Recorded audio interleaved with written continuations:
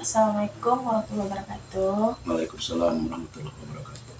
Izin Pak, saya ingin mewawancara dari tugas kuliah. Perkenalkan, nama saya Audi Syarah Putri Stepu dari program studi manajemen.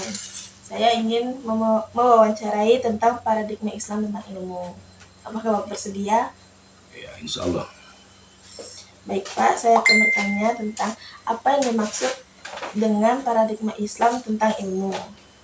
Paradigma Islam itu Bapak pikir soal keyakinan ya, soal keyakinan, mempelajari tentang Islam, kemudian contohnya itu soal tauhid ya, mengeksakan Allah Subhanahu wa taala, bahwasanya tidak ada Tuhan selain Allah Subhanahu wa taala.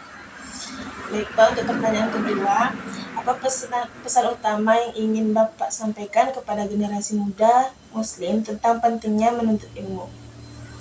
Untuk generasi muda sangat penting menuntut ilmu karena tujuannya apa? Yaitu yang pertama, ada peribahasa ataupun kita disuruh dalam Islam itu tuntutlah ilmu dari buayan sampai ke liang lahat, ataupun tuntutlah ilmu walaupun sampai ke negeri Cina. Jadi di situ pengertiannya bahwasanya ilmu itu sangat bermanfaat, apalagi bagi kita umat Muslim, khususnya kayak anak ini yang sedang kuliah. Baik Pak, pertanyaan selanjutnya, bagaimana kita bisa meningkatkan kualitas pendidikan di dunia Islam berdasarkan ajaran Islam? Kalau meningkatkan apa tadi pertanyaannya? Meningkatkan kualitas pendidikan di dunia Islam berdasarkan ajaran Islam. Kalau menurut Bapak meningkatkan kualitas pendidikan, saya pikir bersekolahlah, terutama itu di awal-awal itu, khususnya di kita orang Muslim, orang Islam ya, itu bersekolahlah di sekolah Islam ya, kemudian ikutin seperti kayak Bapak ini, kayak Bapak mengaji, kemudian di pengajian, berteman dengan orang-orang yang selalu berhubung dengan masjid, seperti itulah intinya. Baik Pak, pertanyaan selanjutnya, apakah tantangan terbesar yang dihadapi oleh komunitas ilmiah Muslim saat ini?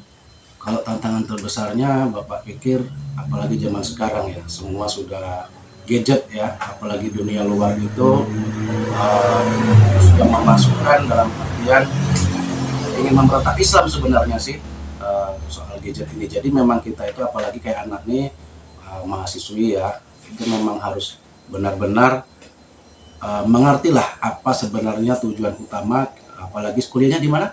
Di Universitas Muhammadiyah Riau. Apalagi di Muhammadiyah ya, memang istilah itu memang khususnya untuk Muslim seperti itu. Jadi memang harus kita tekankan bagaimana cara kita bisa menjadi seorang mahasiswa yang salehah seperti itu. Baik, Pak. Bagaimana Islam memandang kolaborasi ilmiah antar negara dan lintas agama, Pak? Kalau itu Bapak pikir apa ya? Kalau kolaborasinya ilmiah antar negara. Nah, contohnya seperti sekarang ini. Jadi kalau sekarang ini kan dunia Islam ya lagi tidak baik-baik saja. Contohnya negara saudara kita di Palestina sana lagi ada peperangan. Ya jadi kan ada peribahasa dalam Islam juga bahwasanya selemah-lemahnya iman itu adalah dengan dalam hati, berjuang dengan dalam hati. Jadi minimal kita mendoakan mereka, saudara-saudara kita yang ada di Palestina sana. Itu seperti itu. Pak, pertanyaan selanjutnya, apa harapan Bapak untuk masa depan ilmu pengetahuan dalam komunitas Muslim global? Kalau ini memang cocok ya, saya pikir ya untuk para remaja yang beranjak ke dewasa, jika menuntut ilmu itu memang carilah seperti universitas ataupun pengen kuliah itu memang kuliahlah di tempat yang walaupun biayanya agak mahal, tapi kuliahlah di tempat yang Islam. Contoh seperti UMRI, ya pendidikan baru seperti UIN, seperti itu. Ataupun Universitas Islam Riau, pokoknya semua yang berbasisnya Islam. Gitu. Baik Pak, pertanyaan selanjutnya, menurut Bapak apa peran wahyu dalam perkembangan ilmu pengetahuan dalam Islam? Kalau zaman sekarang ya anak-anak muda itu sebenarnya lebih ke Google ya, apa-apa lebih ke Google. Padahal tidak, padahal wahyu dalam kita sebagai umat Muslim itu kan ada di Al-Quran ya.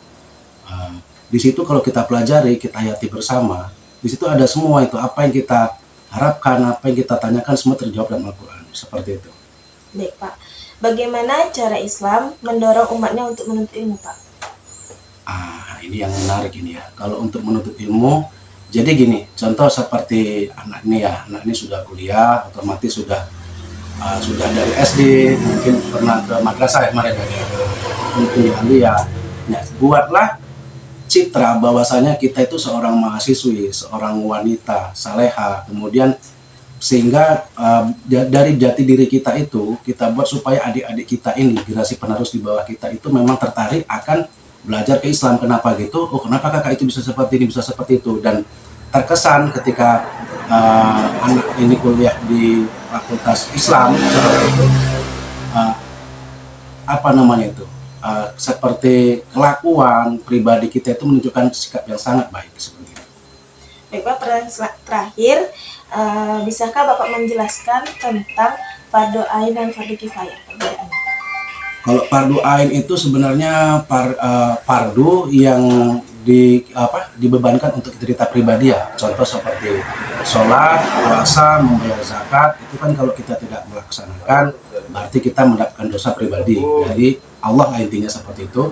Tapi kalau fardu kifayah, ya itu seperti ada sih di perkampungan kita yang meninggal, kemudian ada yang sudah menyolatkan, memandikannya, pokoknya kewajiban fardu kifayah itu sudah terlaksanakan, maka satu kampung tersebut sudah tidak menanggung dosa seperti itu. Baik Pak, terima kasih Pak, cuma itu aja pertanyaannya. Ya, sama-sama. Terima kasih Pak sudah bersedia. Saya akhiri, wassalamualaikum warahmatullahi wabarakatuh Pak. Waalaikumsalam warahmatullahi wabarakatuh.